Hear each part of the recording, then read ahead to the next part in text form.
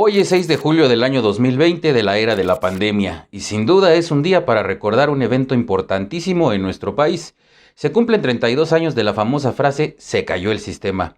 Pero veamos algunos puntos importantes tanto para los que conocen dicha frase como para los que no. Secretario de Gobernación y presidente de la Comisión Federal Electoral, CFE, en julio de 1988, curiosamente las mismas siglas del organismo del que hoy es titular, Manuel Bartlett Díaz ha rechazado en varias ocasiones haber instrumentado un fraude cibernético para arrebatar la presidencia de la República al ingeniero Cuauhtémoc Cárdenas Solórzano en aquel año.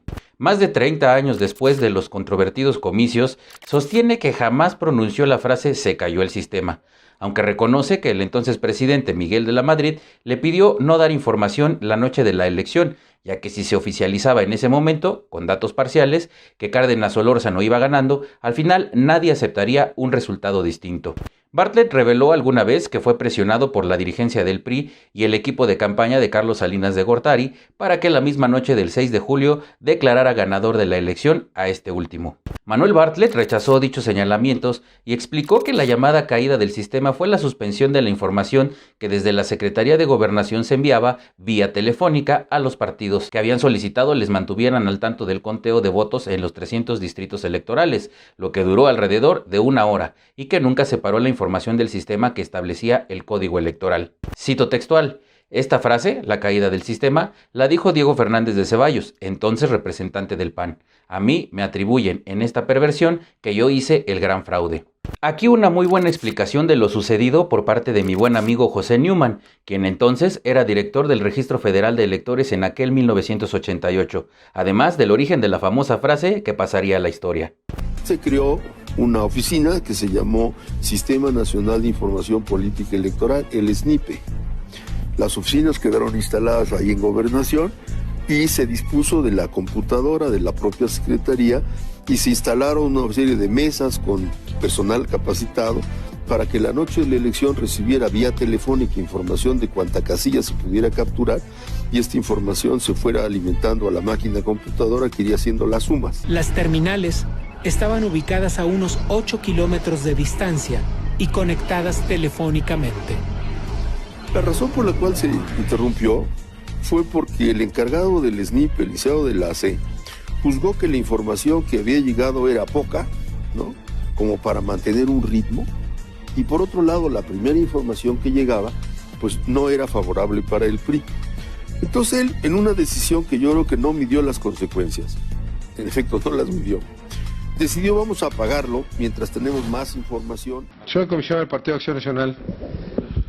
Para otra pequeña distracción, se nos informa en el Comité Técnico de Vigilancia del Registro Nacional de Electores que se cayó la computadora. Afortunadamente no del verbo caerse, sino del verbo callarse, del verbo callar. Y ojalá que se pudieran hacer las mejores gestiones para que vuelva a trabajar, porque de lo contrario sí se está afectando gravemente la información y ojalá que se haga el mejor y más rápido esfuerzo al respecto. Manuel Bartlett ha insistido que lo que realmente sacudió al país ese día fue la declaración de Salinas como ganador sin que hubiera cifras que respaldaran por parte de Jorge de la Vega, entonces líder nacional del PRI. Dice que desde entonces se le ha satanizado al atribuirle la responsabilidad del presunto fraude electoral de 1988, mediante la manipulación de las cifras el día de la contienda, en lugar de analizar lo que pasó en los cómputos realizados 3 días después en los comités distritales y luego en la Cámara de Diputados, convertida en colegio electoral, ya que es ahí donde está la historia. En pocas palabras, lo hemos calumniado y nunca hemos reconocido su honradez. De tal suerte que la polémica hasta el día de hoy es la siguiente. Durante el conteo de votos se dio la supuesta caída del sistema.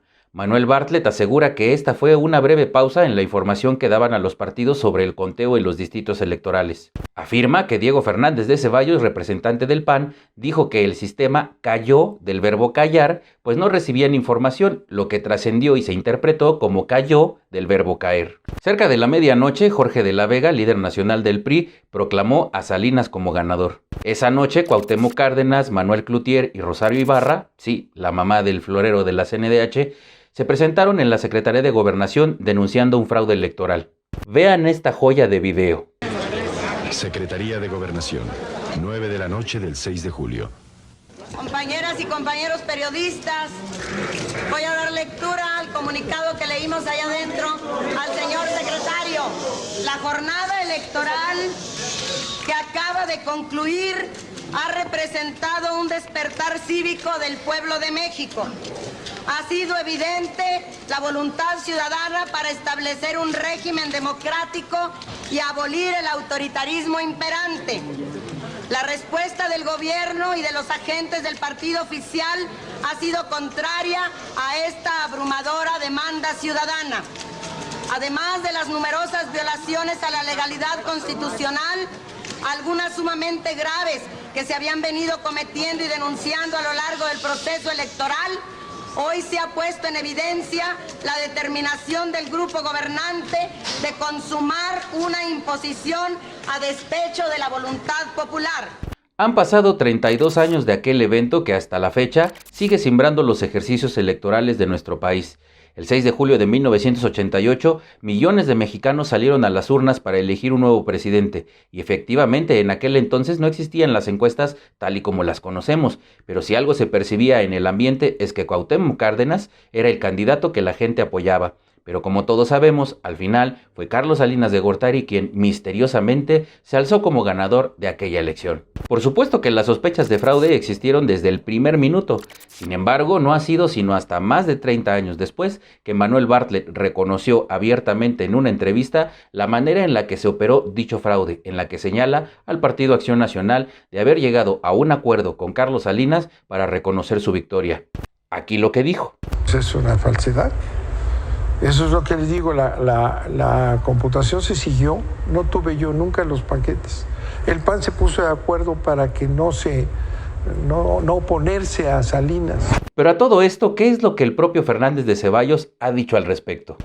Lo menos que dice el señor, que el proceso electoral de 1988 se ajustó a la ley y estuvo legítimamente documentado. Eso lo dijo Bartlett. Hoy dice que Salinas no llegó derecho a la presidencia. Por supuesto que fue una elección manejada por toda la hegemonía priista de la que él es el responsable.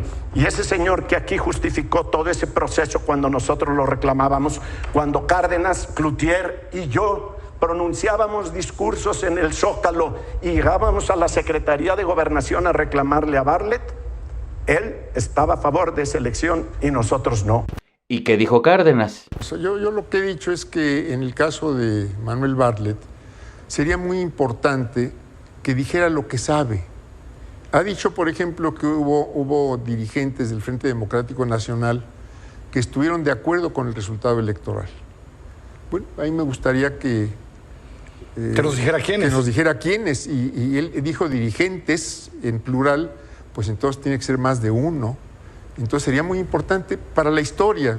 Ya nadie le va a reclamar a nadie en este momento lo que haya hecho o no haya hecho. Manuel Bartlett fungió como secretario de Gobernación durante esos comicios, lo que le permitió ser el principal operador del fraude electoral, algo que podemos confirmar al escuchar la forma en la que explica que en aquel entonces no se cayó el sistema porque no había sistema, sino que la manipulación de cifras se concretó con el resguardo de actas y la posterior quema de las mismas en el incendio que misteriosamente destruyó la Cámara de Diputados.